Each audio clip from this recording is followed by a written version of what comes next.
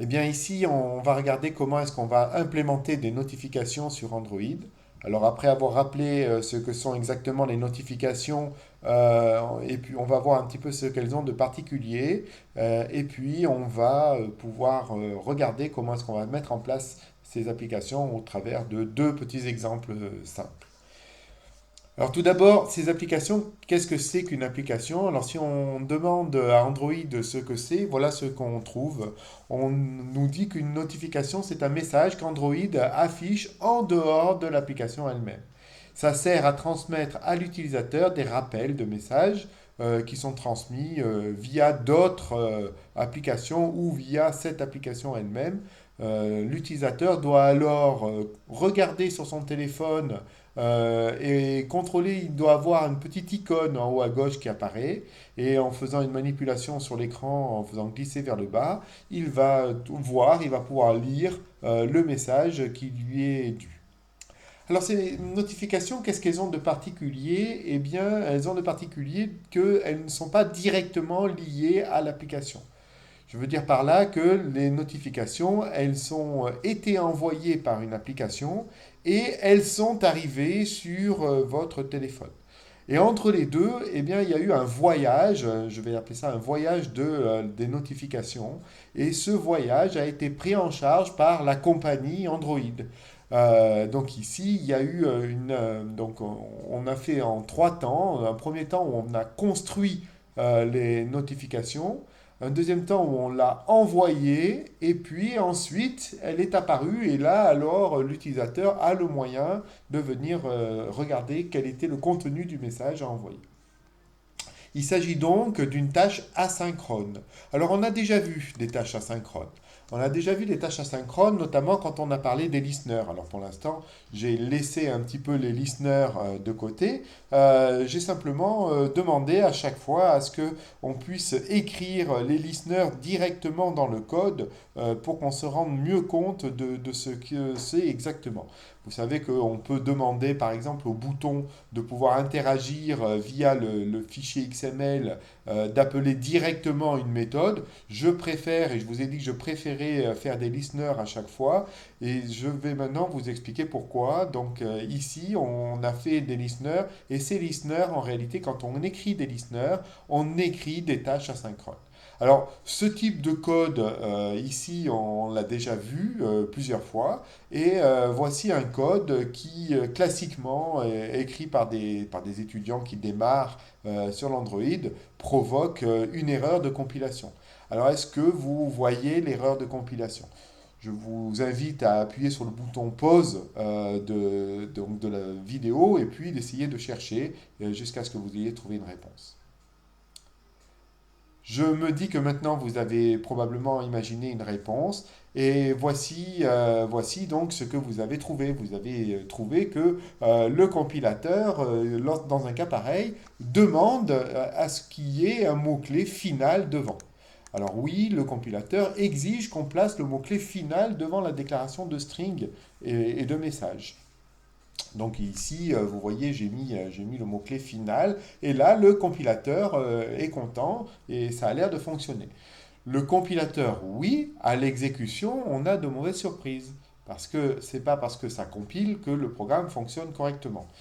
Qu'est-ce qu'on est en train de faire ici? Si on regarde ce qu'on est en train de faire ici, on est bien dans la méthode onCreate.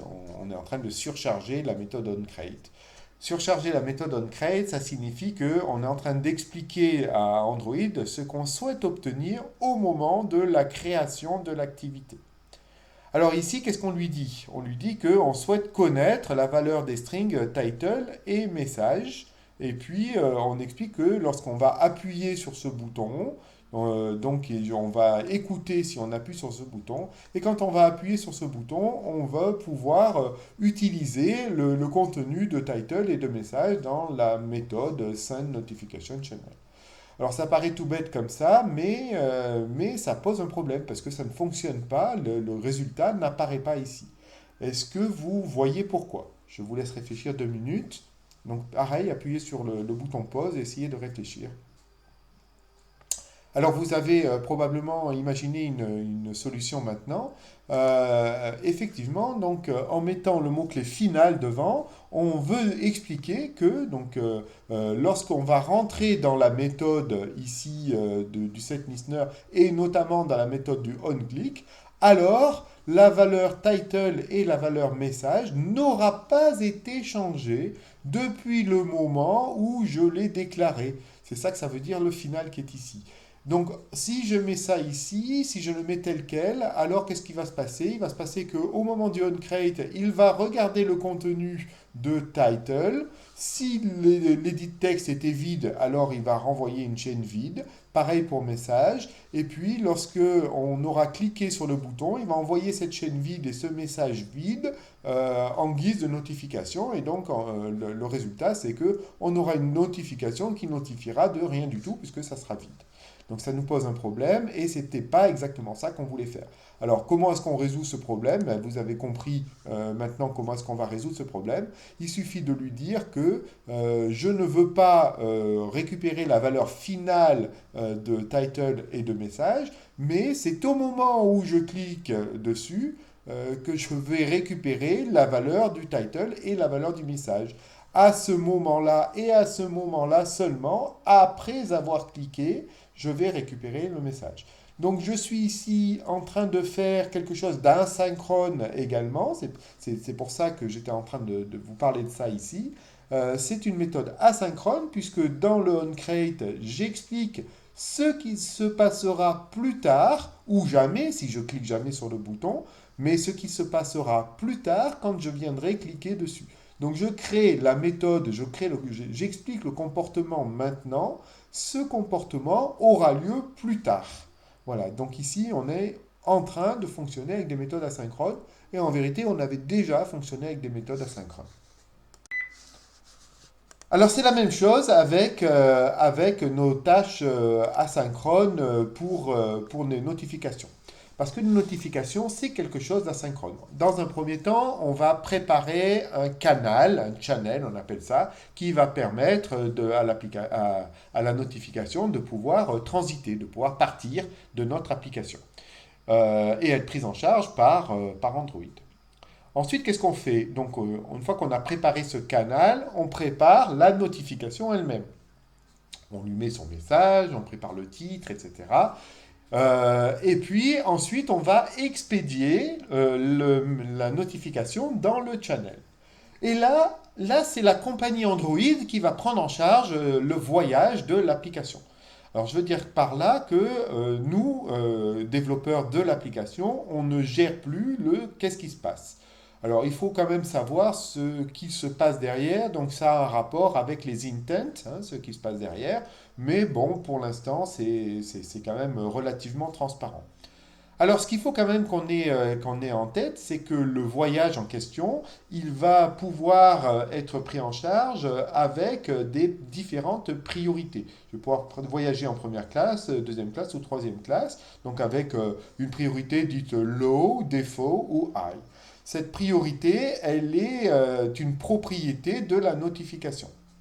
Mais le channel lui-même que j'ai préparé, lui aussi a des propriétés de priorité. C'est-à-dire que lui aussi, ça peut être, je peux avoir déclaré un channel en low, un channel default et un channel high. Et donc, je vais pouvoir faire voyager mes notifications avec des priorités en fonction de ce que j'ai besoin. Un channel de notification permet d'avoir des paramètres qui s'appliquent à de multiples applications. Mais ça, c'est relativement récent. Aujourd'hui, c'est-à-dire depuis la version Android 8, API 26 pour être précis, on est obligé de créer un canal de notification. Avant les API 26, on n'était pas obligé de le faire. Alors, quand vous allez développer des applications aujourd'hui, faites comme si on était toujours avec les API 26 et vous demanderez à Android de prendre en charge les compatibilités. Vous verrez dans les exemples tout à l'heure comment est-ce qu'on va faire ça, juste en utilisant Notification Compat. Hein, Compat, c'est toujours pour prendre en charge la compatibilité. Et puis à ce moment-là, on va créer un canal avant de publier ces notifications. Alors attention, vous devez absolument toujours créer ce canal avant de pouvoir l'utiliser. Pour faire bien proprement les choses, on va exécuter ce code dès le démarrage de l'application et non pas de l'activité. Donc on n'a encore pas vu ce qui se passait, parce qu'on a parlé du cycle de vie des activités, mais on n'a pas vraiment parlé du cycle de vie de l'application. Je l'ai jusqu'à présent bien relié au cycle de vie de l'activité, mais cette fois-ci, on veut vraiment parler de démarrage de l'application. Et une fois que l'application aura démarré, eh ben, je vais pouvoir utiliser le canal partout, c'est-à-dire dans plusieurs activités éventuellement, ou plusieurs fragments de l'application. Dans le tutoriel tout à l'heure, j'expliquerai comment est-ce qu'on va faire ça. Alors, on souhaite afficher un titre, une description et une notification. Donc, pour ça, on va faire transiter les informations sur le channel différent pour organiser des notifications. Alors, qu'est-ce que ça veut dire ça? Ça veut dire que je vais avoir ici, j'ai fait dans l'exemple numéro 2 de tout à l'heure, trois boutons, chaque bouton étant relié à un canal particulier. Et donc ce canal a des propriétés de priorité différentes. Le canal 1 est lent, le 2 est moyen, le 3 est rapide.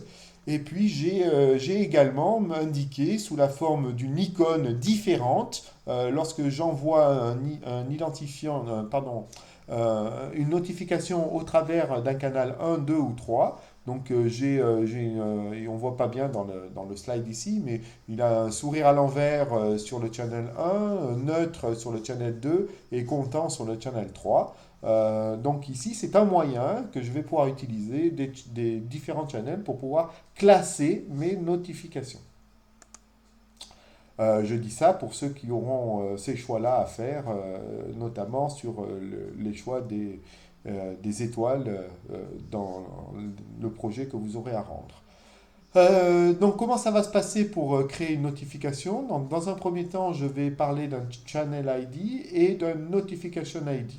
Je vais créer ce canal avec le morceau de code qu'on peut voir ici. Alors, qu'est-ce qu'on va voir ici? On voit ici que je crée un canal en lui mettant tout simplement un canal ID, un nom et une importance. Cette importance, elle est décrite par des constantes dans Notification Manager. Donc, je peux venir les rechercher et les appliquer. Et puis, ensuite, je vais mettre à jour mon Notification Manager. Quand je dis mettre à jour, une fois qu'on aura fait ça dans l'application, on n'aura plus le droit d'y toucher. Donc, on le fait une fois pour toutes dans l'application. Je dis ça, mais attention, il n'y a pas de système qui va permettre de contrôler ça. Donc c'est pour ça qu'il faut le faire proprement à la main. Donc une fois qu'on a créé ce canal, eh bien, on va pouvoir envoyer la notification. Donc pour envoyer la notification, on va le faire en trois temps. Créer une notification compat builder, lui donner les attributs qu'on souhaite, y compris donc la priorité qu'on veut lui affecter. Et puis, on va appeler la méthode Notify de Notification Manager pour pouvoir l'envoyer. Alors, ça donne le petit morceau de code qui est là. Donc, on crée avec le new. On lui affecte les éléments avec les set content, etc., y compris le set priority. Et puis ensuite, on notify la notification qu'on souhaite envoyer. Ici, on est allé récupérer le manager par cette méthode ici, Notification Manager Compat from this étant ici le contexte. Voilà, c'est tout pour la partie théorique. Vous allez maintenant pouvoir regarder les tutos sur la partie pratique.